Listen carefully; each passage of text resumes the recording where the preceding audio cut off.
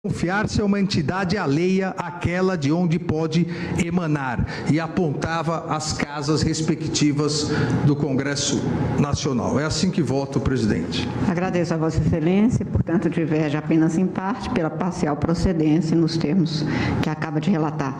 Ministro Roberto Barroso.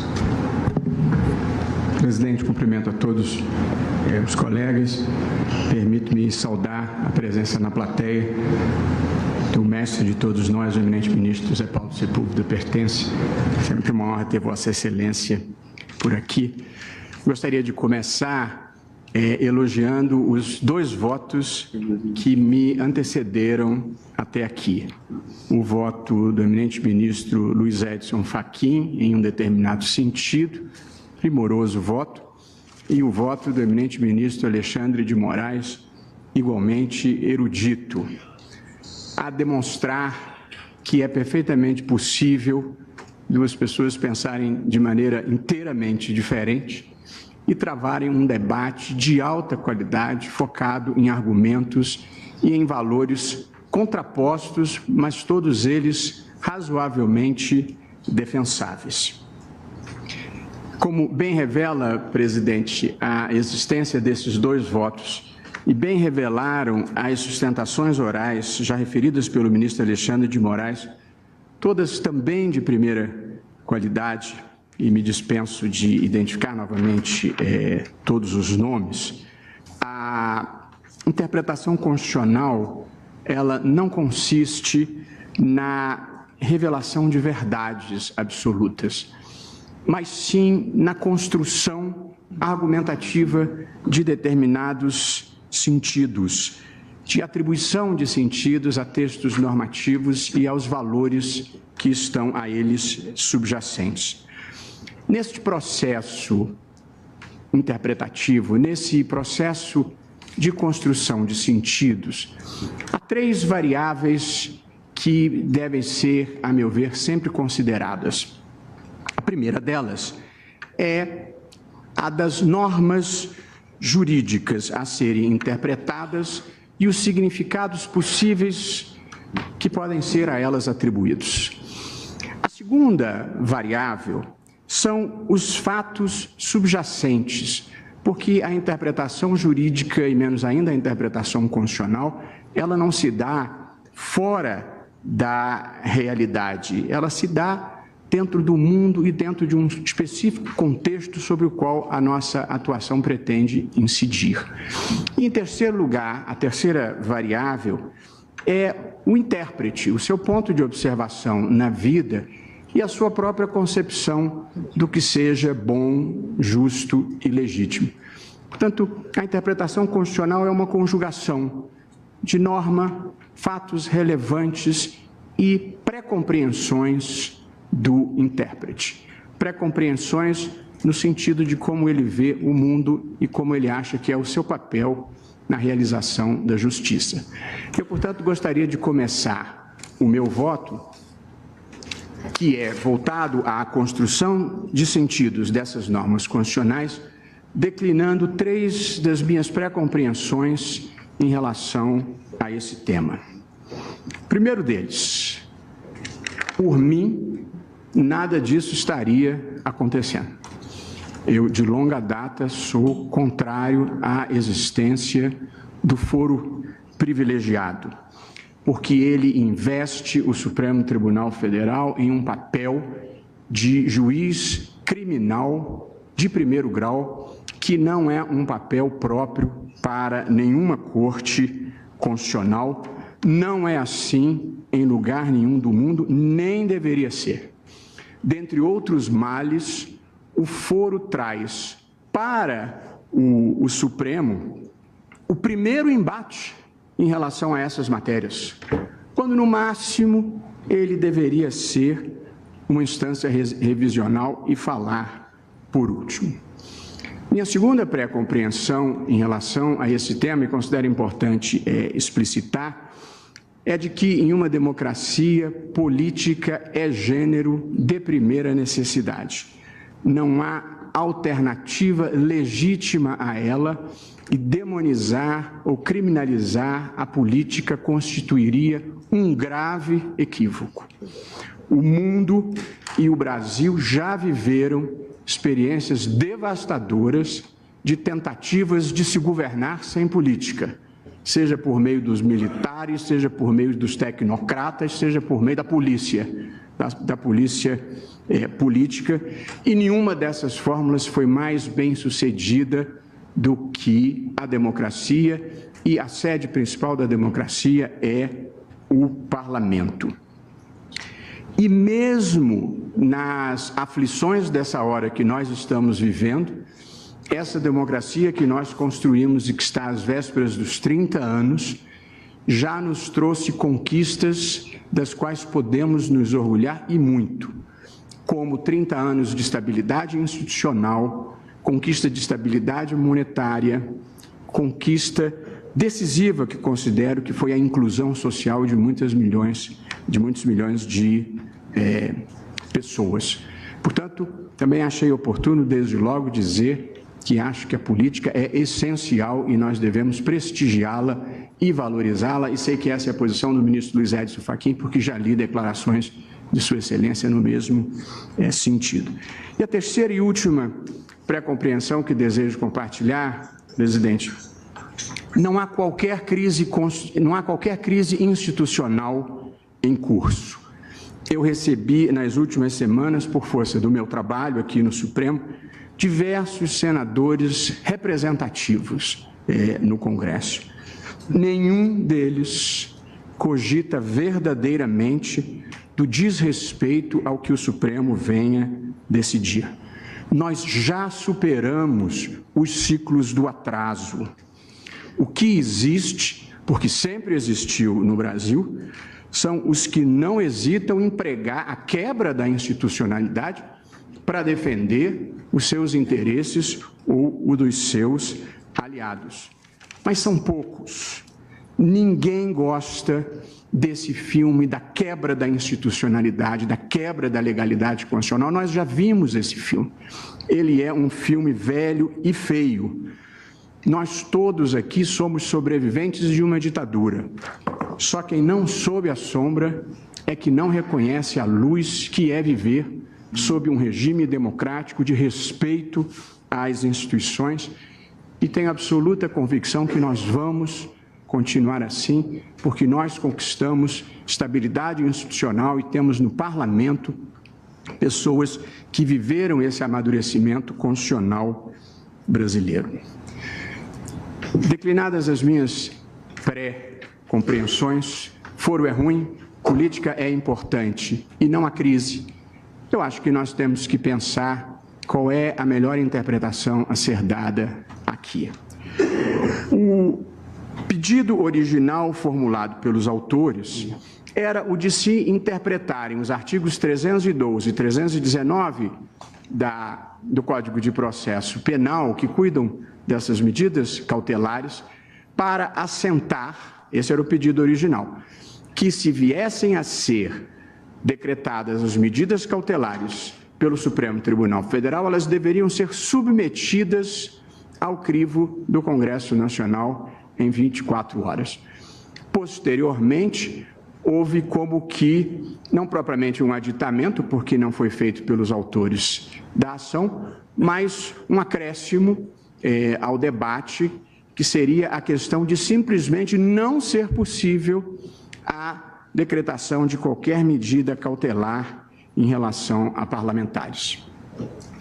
Essa é uma discussão em tese, mas todos nós sabemos que houve um caso concreto específico que motivou este debate. E eu, portanto, gostaria de contextualizá-lo aqui e estruturar o meu voto passando do particular para o geral. Qual foi a situação concreta que gerou o debate em torno do qual nos reunimos aqui hoje? Houve a instauração de um inquérito para apurar fatos envolvendo um senador da República, a irmã, um primo e uma quarta pessoa. este inquérito resultou em uma ação cautelar na qual o Procurador-Geral da República pediu a prisão preventiva das 4 pessoas envolvidas e, subsequentemente, denunciou-as efetivamente pelo crime de corrupção passiva e pelo crime previsto no artigo 2º, parágrafo 1º da Lei de Organização Criminosa. A primeira turma do Supremo Tribunal Federal, por maioria, entendeu que, na hipótese, havia indícios substanciosos de materialidade e de autoria dos delitos ventilados na denúncia e na própria cautelar pelo Procurador-Geral da República. O caso concreto, que muito brevemente vou descrever, envolvia o que o Procurador-Geral da República considerou um pedido de obtenção de vantagem ilícita, da qual teriam sido coautores essas 4 pessoas, e apresentou uma farta documentação com depoimentos, áudios, fotos e vídeos. O pedido do recurso, o pedido do dinheiro foi efetivamente reconhecido pelos personagens investigados, embora sob a alegação de que se tratava de um empréstimo de R$2 milhões. Do exame dos autos, se verifica que não havia, nem foi aportado, nem foi invocado, um contrato de mútuo dos R$2 milhões. No mundo dos atos lícitos, quem toma um empréstimo de R$2 milhões o deixa documentado em um contrato. Em seguida, documentou-se igualmente o transporte desses recursos mediante mochilas e malas com intermediários previamente contatados. No mundo dos atos lícitos, pagamentos desses valores, 4 pagamentos de R$500 milhões, são feitos mediante cheque ou mediante transferência bancária. No mundo em que nós vivemos, ninguém circula por aí, indo de São Paulo para Minas pela estrada, levando partidas de R$500 milhões. Portanto, estávamos muito convencidos, a maioria que se formou, de que havia indícios substanciais de materialidade e autoria de um crime, com uma passagem muito emblemática de uma das gravações, em que, ao indicar a pessoa que iria apanhar o dinheiro, o senador dizia claramente: tem que ser um que a gente mate antes de fazer delação. Fecho aspas. E, consequentemente, quem está temendo delação é porque, evidentemente, não está fazendo alguma coisa correta.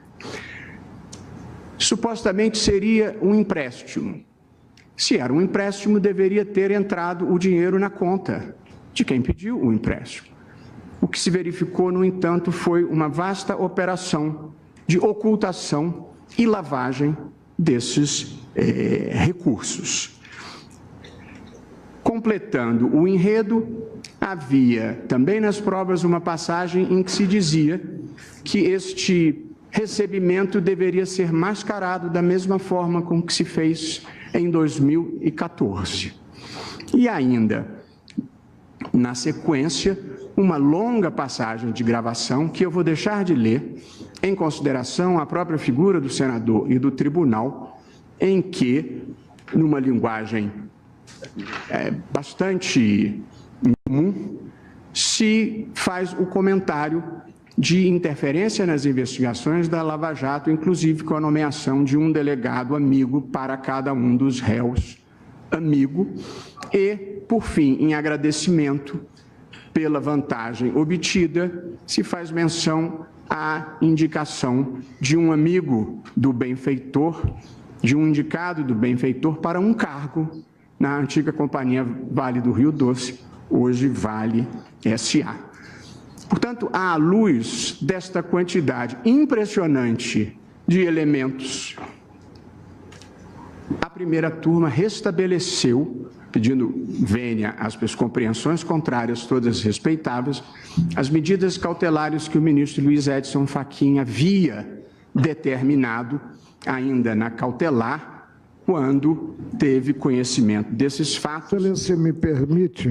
Sempre, ministro Marco Aurélio. E ainda na fase de investigação, não me refiro à fase do processo crime, que ainda não existe, sem provocação do Ministério Público, nem da autoridade policial, houve um aditamento às medidas primitivas estabelecidas pelo ministro Luiz Edson Fachin. Isso. A turma, portanto, por maioria, expressamente rejeitou o pedido de prisão preventiva formulado pelo Procurador-Geral da República. Portanto, nós decidimos que não se aplicaria, restabelecemos as medidas cautelares determinadas pelo ministro Fachin e acrescentamos a maioria que se formou a medida do recolhimento domiciliar noturno. A turma considerou que haveria uma incongruência, porque o ministro Luiz Edson Fachin, quando recebera a ação cautelar, determinara a prisão preventiva dos 3 outros participantes do evento, mas não a do senador, porque entendeu que havia dúvida, e eu também acho que havia dúvida, sobre a possibilidade de prisão preventiva naquele caso, respeitando o 53, parágrafo 2º. Mas a verdade é que os supostos executores estavam presos. E, portanto, a turma, embora entendendo que não era a hipótese de prisão preventiva, entendeu que seria uma incongruência manter presos, como foram mantidos, os outros 3 coautores e não haver nenhuma medida restritiva de direito ao que teria sido o suposto mandante e, portanto, valeu-se do dispositivo do Código de Processo Penal, que se refere ao recolhimento domiciliar noturno como uma medida cautelar diversa da prisão na textualidade do dispositivo. Atuou de ofício e ainda na fase de investigação. A decisão é pública e sujeita à crítica de quem quer que seja. Quer dizer, quem aceita atuar no espaço público como nós aceitamos, está sujeito a todo tipo de crítica. Crítica justa, crítica injusta, crítica construtiva, crítica destrutiva. Faz parte de quem aceita viver a vida que nós vivemos. Eu apenas fiz questão de descrever os fatos. As pessoas na vida têm todo o direito à própria opinião, mas não têm direito aos próprios fatos. E os fatos são esses, tal como eu acabo de descrevê-los. Não coloquei nenhum fato que não seja verdadeiro. Reafirmo, o recolhimento noturno, a meu ver, extravasou o pedido do Ministério Público. E foi implantado, e para mim foi a gota d'água nessa celeuma toda, foi implantado de ofício. Eu entendo perfeitamente, ministro Marco Aurélio. Como o pedido era de prisão preventiva, nós achamos que uma medida restritiva de direito era um menos em relação ao que havia se pedido a mais. Mas, como disse, é uma decisão sujeita tanto à crítica dos colegas que divergiram, como à crítica pública em geral. Assim é a vida.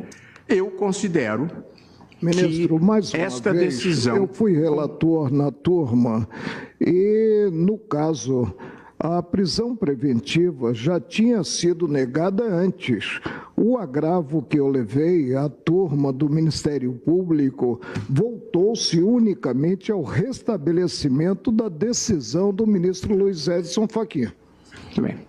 Portanto, foi uma decisão em que nós estávamos convencidos que, com base em fatos objetivos, nós estávamos, talvez pela primeira vez, deixando de reverenciar o pacto oligárquico que se formou no Brasil de saque ao Estado. Um pacto que envolve parte da classe política, parte da classe empresarial e parte da burocracia estatal. E, portanto, nós, os que votamos, como votamos, entendemos que esta era uma decisão que fazia parte do esforço que nos cabe de mudar o patamar ético do país com base na Constituição, nas leis e no sentido mínimo de justiça que se deve compartilhar numa sociedade civilizada que não vive de compadrio, e sim de fazer o que é certo, justo e legítimo. Portanto, respeitando todas essas compreensões, esse foi o entendimento que, na segunda turma, prevaleceu por maioria. Na primeira turma. Volto agora à questão da ação direta que está em discussão, cujo debate foi causado, como é público e notório, pela decisão anteriormente proferida. Portanto, eu gostaria aqui de fazer, já entrando no mérito da questão, algumas observações prévias. Primeiro, como já disse, o direito não deve ser interpretado fora da realidade em que está inserido. E o momento atual é um momento de revelação de esquemas espantosos de corrupção sistêmica e endêmica que ocorreram no país. Resta saber, portanto, se a Constituição deve ser interpretada de modo a permitir que a sociedade brasileira enfrente esse mal, ou se ela deve ser interpretada, ao contrário, de modo a se criar o máximo de embaraço ao aprimoramento, à transformação dos costumes no país. Eu aqui observo, já observado pelo eminente relator e depois pela eminente advogada-geral da União, essa notável profissional que é a doutora Grace Mendonça, que em 8 de junho de 2016, o presidente da República apresentou manifestação nesta ação, instado pelo ministro Fachin, e na sua manifestação sustentou a constitucionalidade formal e material dos artigos 312 e 319 e pediu que fosse julgado improcedente o pedido. Também a Advocacia Geral da União interveio, se manifestou igualmente pela improcedência do pedido. Em 6 de outubro, portanto, tanto o presidente da República como a Advocacia Geral da União achava que era perfeitamente compatível com a Constituição a aplicação de medidas cautelares, tanto que pediram que fosse julgado improcedente. Depois, em 6 de outubro de 2007, a Presidência da República apresentou novas informações. E aí passou a entender que medidas cautelares não podem ser aplicadas a particulares. Alguém poderia especular por que, num curto intervalo de 1 ano, houve essa mudança de posição da Presidência da República. Mas também acho que mudar de posição é perfeitamente legítimo. A política tem as circunstâncias e, aceite-se lá, o presidente mudou de opinião. Mas, evidentemente, eu não estou sujeito, o tribunal não está sujeito, a interpretação constitucional não está sujeita às circunstâncias do presidente da República. E, portanto, nada impede que nós continuemos coerentes com aquilo que já havíamos decidido expressamente sobre essa mesma matéria, pouco mais de 1 ano atrás. Tanto o ministro Luiz Edson Fachin quanto o ministro Alexandre de Moraes já recitaram as normas constitucionais relevantes nessa matéria, que cuidam da imunidade material, da imunidade formal. Eu não preciso relê-las. Elas estão nos artigos 53, parágrafo 2º e 3º, e 55, inciso 6º, parágrafo 2º. O que eu posso dizer é que o modelo constitucional de freios e contrapesos nesta matéria está delineado da seguinte forma: 1. A competência para julgar parlamentares é do Supremo Tribunal Federal. 2. É competência da Casa Legislativa, ou a Casa Legislativa tem competência para 1. Decidir a respeito da prisão em flagrante dos seus membros. 2. Sustar o andamento do processo. 3. Deliberar a respeito da perda do mandato. Estas são as únicas exceções constitucionais previstas para a tramitação de processo-crime em face de parlamentar. E por serem exceções, e penso que esse é um entendimento antigo e pacífico, exceções, imunidades, privilégios são interpretados restritamente. Assim é, porque assim sempre tem sido. E aqui também há uma observação interessante que eu penso que influencia a interpretação constitucional, que é a linha ditada pelo próprio Congresso. É claro que aqui há um momento de tensão, há um momento de crise, há opiniões apaixonadas, mas a gente tem que observar o fluxo da história e qual a inspiração que tem movido o Congresso. E a inspiração tem sido boa, porque pela emenda constitucional número 35, como nós sabemos, o Congresso suprimiu a exigência constitucional de prévia licença da Câmara para a instauração de ação penal em face de parlamentar.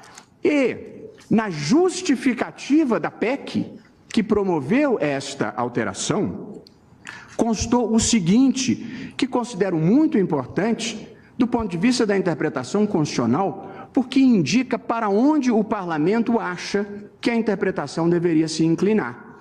Vejam o que diz o Congresso Nacional na justificativa da PEC, aspas, a eliminação da imunidade referida é necessária se se pretende pôr termo à impunidade no país. A exigência de prévia licença, combinada às reações corporativistas da Câmara ou do Senado, se choca com a vontade política do povo. É o Congresso que diz. O povo, repudia mais e mais o fato de que cidadãos cercados de imunidades ou privilégios se coloquem acima da lei. Entendo, pois, que ao suprimir a necessidade de prévia licença para processar criminalmente parlamentares, o Congresso Nacional estará respondendo ao grande clamor do país por justiça, além de dispensar os seus membros do constrangimento desnecessário, a meu juízo, de decidir tais questões. Fecho aspas, essa é a posição do Congresso, quando precisamente para enfrentar impunidade, deixou de exigir a prévia licença, porque juízos prévios desgastam a Casa Legislativa. Esta é a verdade.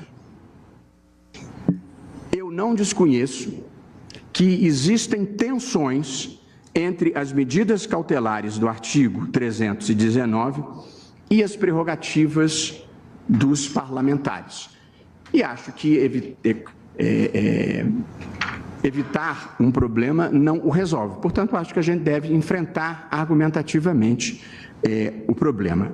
Há duas medidas cautelares que, aplicadas aos parlamentares, geram compreensíveis tensões. E, portanto, eu gostaria de compartilhar breves reflexões sobre essas duas hipóteses. A primeira delas é a do artigo 319, inciso 6º, que prevê a suspensão do exercício da função pública, aspas, quando houver justo receio de sua utilização para a prática de infrações penais, fecho aspas. O afastamento de um parlamentar numa democracia não é absolutamente uma medida banal, pelo contrário, é uma medida excepcionalíssima. Como excepcionalíssimo há de ser o fato de um parlamentar utilizar o cargo para praticar crimes. Evidentemente, essa não é a regra, essa é a exceção. E, portanto, exceção contrabalançada por exceção. A ideia de que o Poder Judiciário não possa exercer o seu poder cautelar para impedir o cometimento de um crime que esteja em curso é a negação do Estado de Direito. Significa dizer que o crime é permitido para algumas pessoas. Eu não gostaria de viver em um país que fosse assim. A segunda medida cautelar que gera tensão é esta do recolhimento domiciliar no período noturno. A primeira observação a se fazer aqui é que, evidentemente, não se cuida de prisão. Em primeiro lugar, porque assim está dito de maneira expressa no artigo 319 do Código de Processo Penal, onde se lê: são medidas cautelares diversas da prisão. 5. Recolhimento domiciliar no período noturno.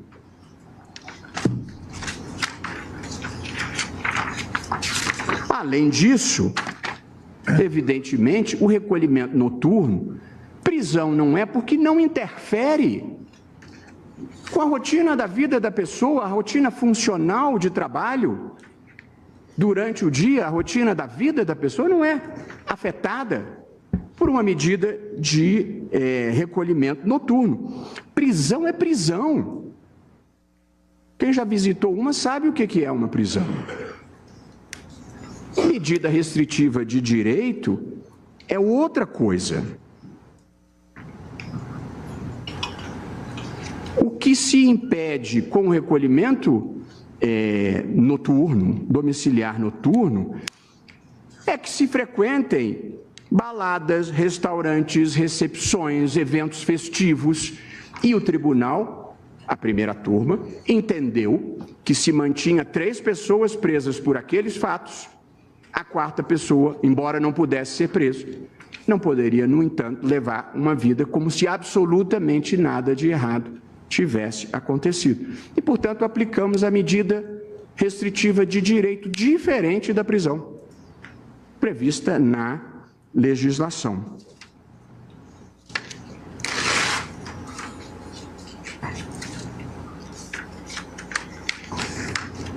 Prender miúdos e proteger graúdos é a tradição brasileira que nós estamos fazendo força para superar. Portanto, pelo princípio republicano, parlamentares, como quaisquer pessoas, só têm regime especial naquelas situações em que isso esteja expressamente previsto na Constituição. Vossa Excelência me permite uma observação? Claro, ministro. Exatamente nessa linha. É interessante que a única Constituição brasileira que expressamente reservou à Casa Legislativa respectiva o poder de ordenar a suspensão do exercício do mandato parlamentar em razão de procedimento penal instaurado contra o membro do Poder Legislativo, foi a Carta Imperial de 1824. Ela possuía uma regra que não mais foi reproduzida nos documentos constitucionais posteriores, a significar, quer dizer, de iure constituto, e presente esse contexto, que essa atribuição hoje permanece na esfera da jurisdição penal cautelar do Poder Judiciário, e tratando-se de membro do Congresso Nacional, no âmbito de atribuições jurisdicionais do Supremo Tribunal Federal. É interessante que o artigo 28 da Carta Imperial, numa norma de direito singular, estabelecia a seguinte regra: a Câmara, deixa-me ver aqui, artigo 28 da Carta Imperial. Se algum senador ou deputado for pronunciado, o juiz, que os membros da Assembleia Geral do Império não importa se senadores ou deputados gerais, não dispunham de prerrogativa de foro perante o Supremo Tribunal de Justiça. Portanto, se algum senador ou deputado for pronunciado, e a pronúncia não era apenas um instituto peculiar ao procedimento do júri no Império, era uma fase que ocorria no procedimento penal comum. Se algum senador ou deputado for pronunciado, o juiz, suspendendo todo o ulterior procedimento, dará conta à sua respectiva Câmara, a qual decidirá se o processo deva continuar e se o membro deva ser suspenso ou não do exercício de suas funções. Portanto, havia uma regra expressa que deixou de ser reproduzida em momentos posteriores do nosso constitucionalismo, a evidenciar que, no fundo, essa competência hoje assiste ao Poder Judiciário. E quando eu digo ao Poder Judiciário, eu me refiro ao fato de que, tal seja a decisão que esta Corte venha tomar no caso, em face de uma norma de extensão que há na Constituição, essa situação nova será estendida, será aplicada também aos deputados distritais e aos deputados estaduais. Em relação aos deputados estaduais, é o que estabelece o artigo 27, parágrafo 1º da vigente Constituição. Em relação aos deputados distritais, é o artigo 32, parágrafo 3º. Portanto, essa é a situação que se registra. Muito obrigado, ministro Celso, pela intervenção sempre oportuna. Mas então, dizia eu, as únicas exceções que se aplicam são aquelas previstas na Constituição. Quanto a tudo mais, os parlamentares estão sujeitos às regras que valem para todo mundo. Assim é numa república. Por exemplo, se por eventualidade um deputado ou senador viesse a ser denunciado por violência doméstica contra sua mulher, seria plenamente válida a determinação de proibição de aproximação da vítima, como está previsto na Lei Maria da Penha. E assim e há casos aqui, ministro. E assim é. Sem depender de prévia licença. Aprovação da Casa Legislativa, e já há precedente, como acaba de observar Vossa Excelência. A Constituição também não prevê que parlamentar tem que pagar tributo, que parlamentar pode ser réu em reclamação trabalhista ou que parlamentar possa se divorciar. A Constituição só prevê aquilo que é especial. Tudo o mais se aplica à regra geral, que vale para todo mundo, com todas as vênias das respeitáveis compreensões diferentes. Há, como já observado, um precedente relevante deste tribunal na ação cautelar 4.070, relatada pelo ministro Teori Zavascki, já citada pelo eminente ministro Luiz Edson Fachin. E ali, em decisão unânime deste plenário, acompanhou-se o voto do ministro Teori, que assim lavrou: a última palavra sobre a prisão e a avaliação a respeito da suspensão do processo penal são garantias institucionais deferidas pela Constituição em favor do Poder Legislativo e que ressoam no desenvolvimento da persecução penal. Diz Sua Excelência, como prerrogativas que são, naturalmente reivindicarão interpretação restritiva. Continua o ministro Teori, saudoso, querido amigo de todos nós. Fora dessas hipóteses, as investigações e processos criminais deflagrados contra parlamentares haverão de transcorrer ordinariamente, sem qualquer interferência do Poder Legislativo, inclusive quanto à execução das demais medidas cautelares previstas no ordenamento, que ficam à disposição da jurisdição. Textual, unânime. E prossegue Sua Excelência, aqui conclua a transcrição. Assim, a partir de quando um parlamentar passa a ser alvo de investigação por crime comum perante o foro apropriado, também esses agentes políticos haverão de se sujeitar a afastamentos temporários da função, desde que existam elementos concretos de particular gravidade que revelem a indispensabilidade da medida para a rígida sequência dos trabalhos judiciários. Fecho aspas, termino a transcrição do voto do ministro Teori, que, em posição acompanhada unanimemente por esse tribunal, entendeu a possibilidade de um afastamento. No caso específico, era do então presidente da Câmara, deputado Eduardo Cunha. Pelo prevalecimento da opinião do voto dissidente, o presidente da Câmara, deputado Eduardo Cunha, não poderia ter sido afastado naquelas circunstâncias, apesar de o tribunal ter se convencido de que ele atuava para embaraçar as investigações. Presidente, simples assim. Permite uma parte? Claro.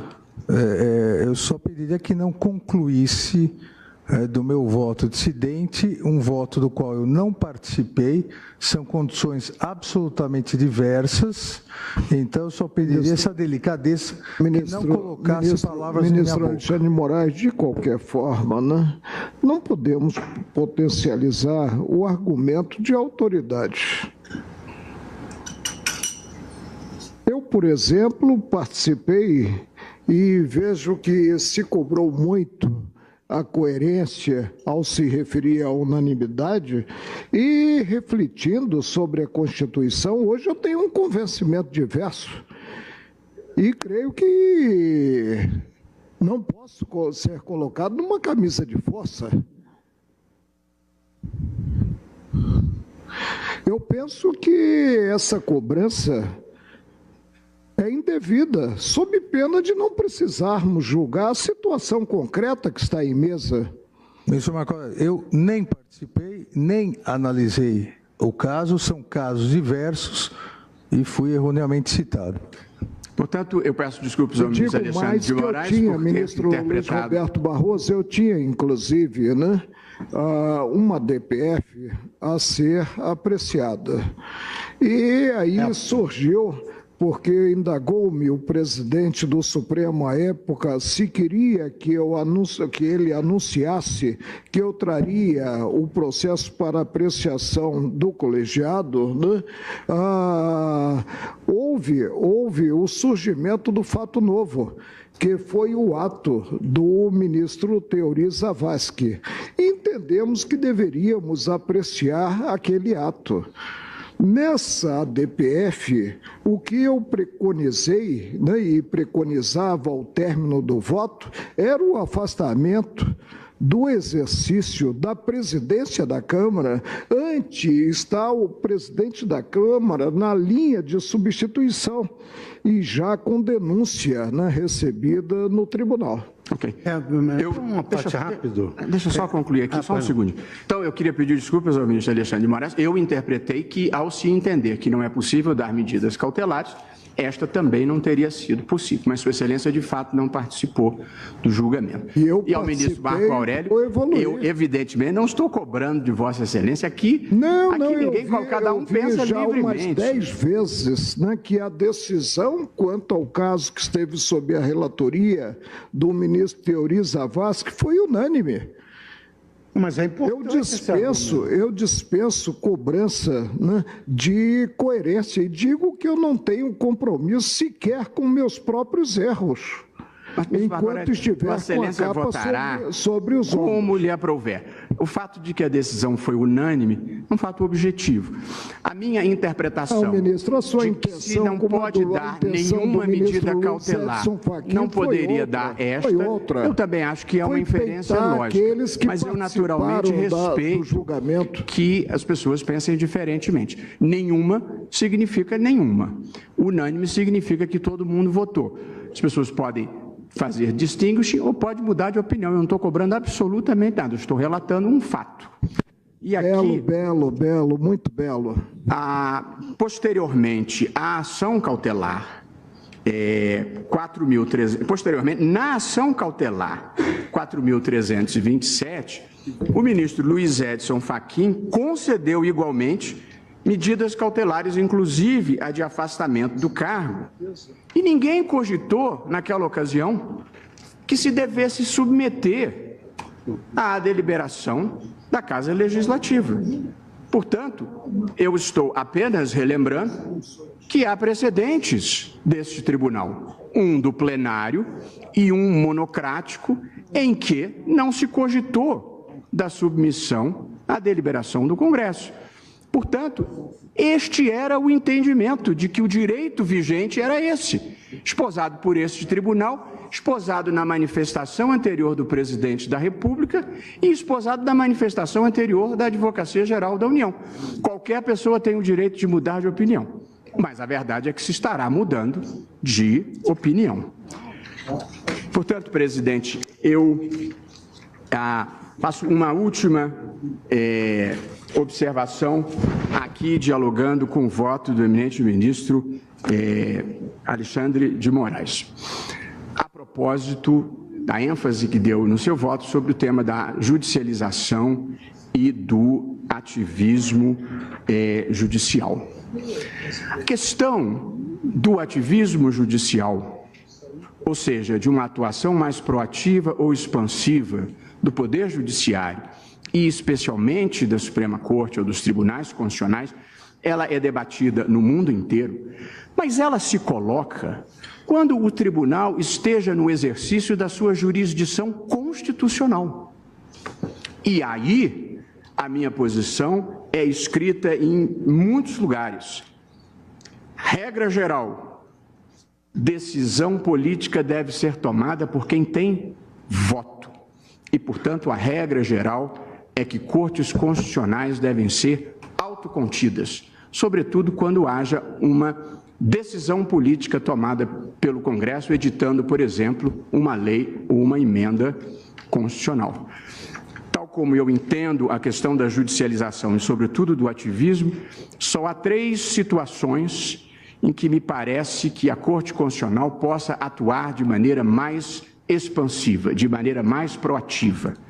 A primeira, para a proteção de direitos fundamentais. Portanto, e sobretudo das minorias.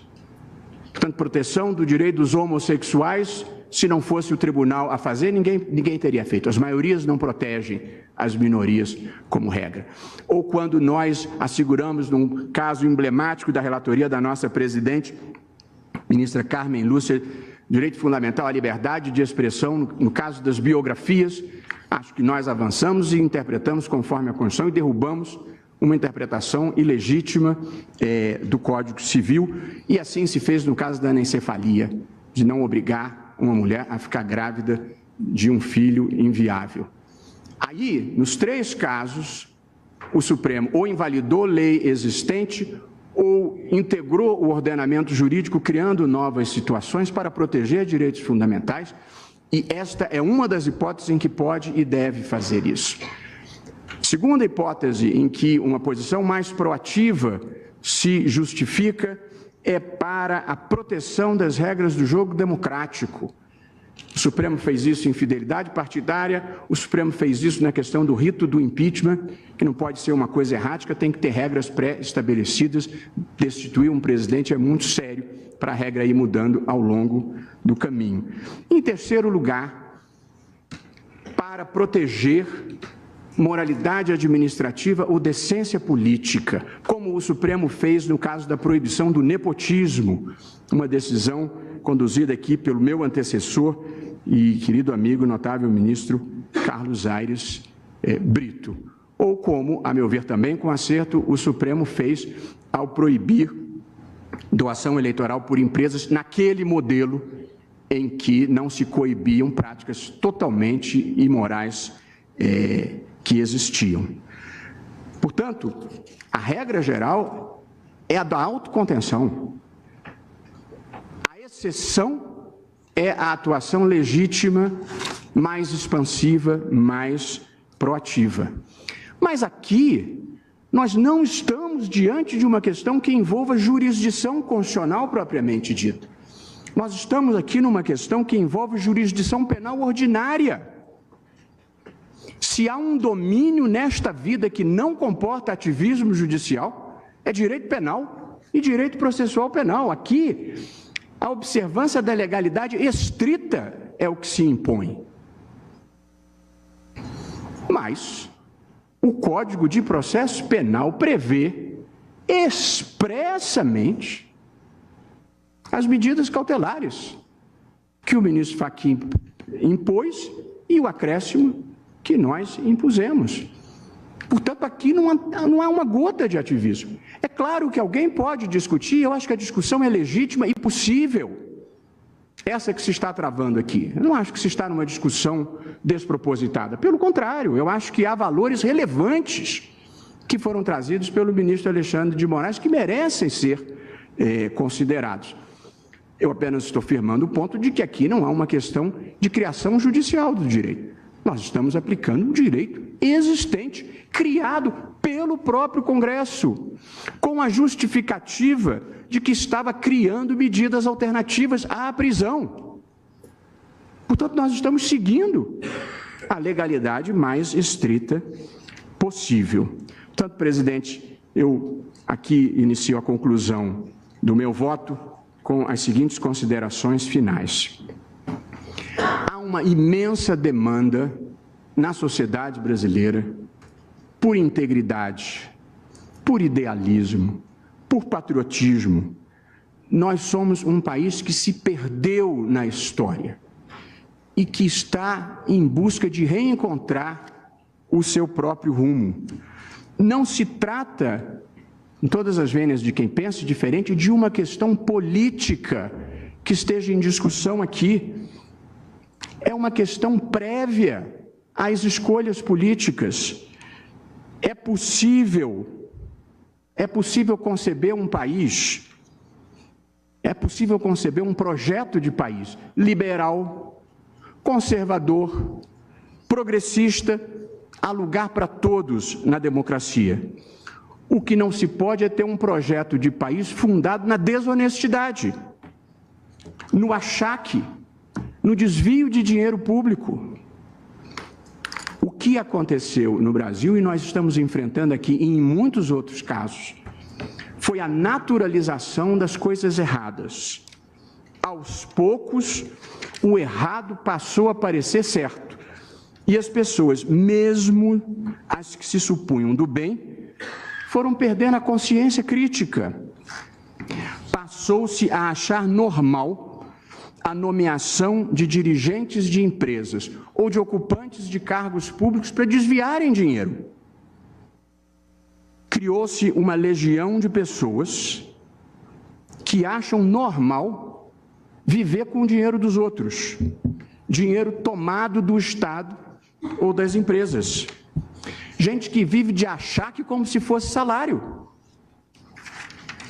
Para mudar essas práticas, não há como ser condescendente com elas. Há um modo, presidente, de ver esse assunto que prevalece em certos círculos. O de que há uma diferença se o dinheiro, em última análise, vai para o bolso ou se vai para a campanha eleitoral. Independentemente da circunstância de que, no caso concreto subjacente, tudo sugere que o dinheiro era para o bolso mesmo, há uma consideração mais importante a se fazer.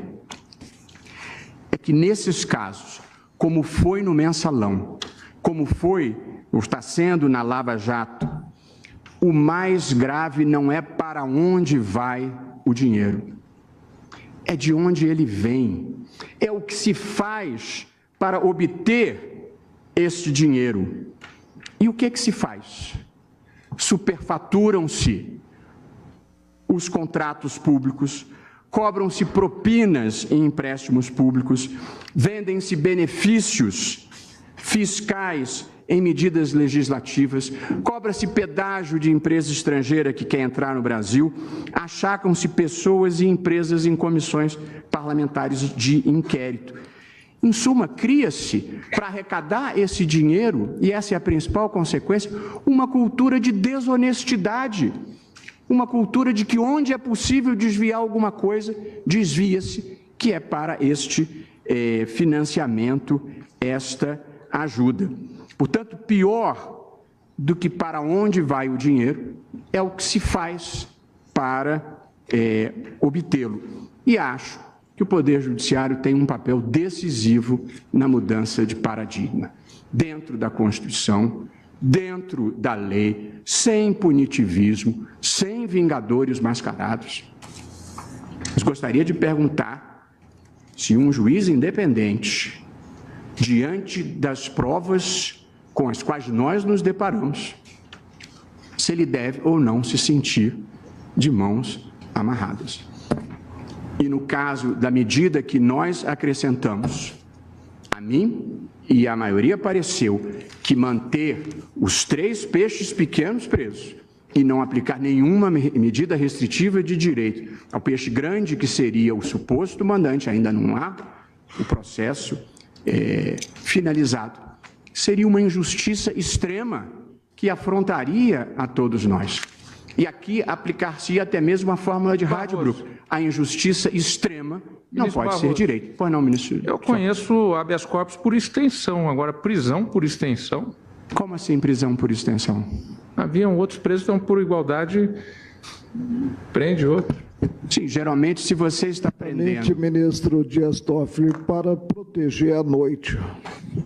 Se você está prendendo os executores do crime, porque havia decisão da turma mandando prender os executores do crime, e denunciado pelo mesmo fato, no mesmo contexto está o suposto mandante, não aplicar nenhuma consequência jurídica ao mandante seria perpetuar a tradição brasileira de punir peixe pequeno e proteger os peixes graúdos.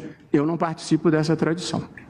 Portanto, e concluindo o meu voto, presidente, por essas razões, eu estou acompanhando o voto que, repito, primoroso do eminente ministro Luiz Edson Fachin, e julgando improcedente o pedido, e gostaria de fazer um último comentário, porque considero importante, nesse país em que o imaginário sempre imagina, supõe que ninguém faz as coisas porque é o certo, porque é o justo, ou é porque é inimigo, ou é porque tem algum interesse. Zero.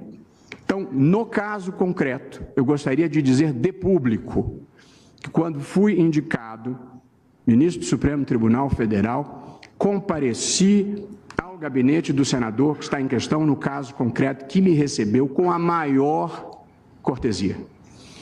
Depois, na minha sabatina, o senador do caso concreto em questão me arguiu com empenho, seriedade e a maior fidalguia.